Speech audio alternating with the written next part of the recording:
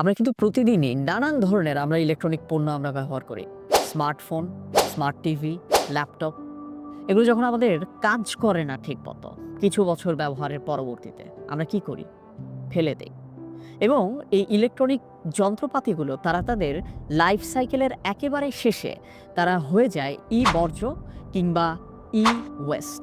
দেখুন, এই পৃথিবীতে ওয়েস্ট নিয়ে আমি কয়েকটা ডেটা একটু আপনাদের সাথে শেয়ার করি। ওয়ার্ল্ড হেলথ অর্গানাইজেশন বলেছে আমরা ২০২২ সালে প্রায় ৬,২০,০০,০০০ টন ওয়েস্ট আমরা তৈরি করেছি। পুরো পৃথিবীর জনসংখ্যা দিয়ে ভাগ করলে আমি নিজেও হয়তো ৮০০ গ্রাম ওয়েস্টের জন্য দায়ী।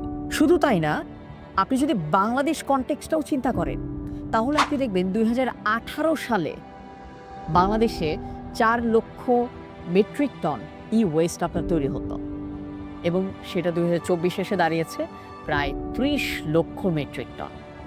এই তথ্যগুলো শুধুমাত্র আমাকেই না, আরও অনেক প্রতিষ্ঠানকেই অনেক বেশি শঙ্কিত করেছে। সেরকম একটা প্রতিষ্ঠান হচ্ছে ওয়ালটন।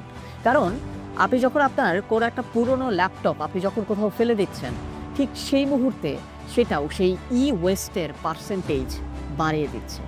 আপনি দেখুন ২০১০ থেকে ২০২৪ পর্যন্ত আমাদের ওয়েস্টের পরিমাণ বেড়েছে ৮২%। এই ওয়েস্টকে আসলে রিসাইকেল করা যায় আপনার 0.5% মাত্র। আর ঠিক এই কারণেই ওয়ালটন একটা চমৎকার উদ্যোগ নিয়েছে।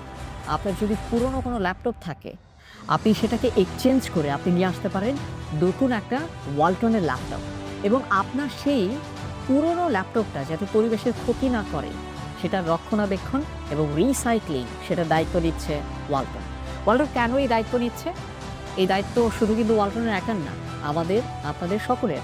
কারণ এই পৃথিবীটা আসলে এমন একটা জায়গা, যেই জায়গাতে আমাদেরকে সারা জীবন বসবাস করতে হবে, এবং এই পৃথিবীর প্রতি আমরা যতটুকু সহনশীল হব, যতটুকু দায়িত্ব আমরা দেখাবো, পৃথিবী আমাদেরকে বেঁচে থাকার জন্য ততটুকুই উপাদান দিয়ে সাহায্য করবে।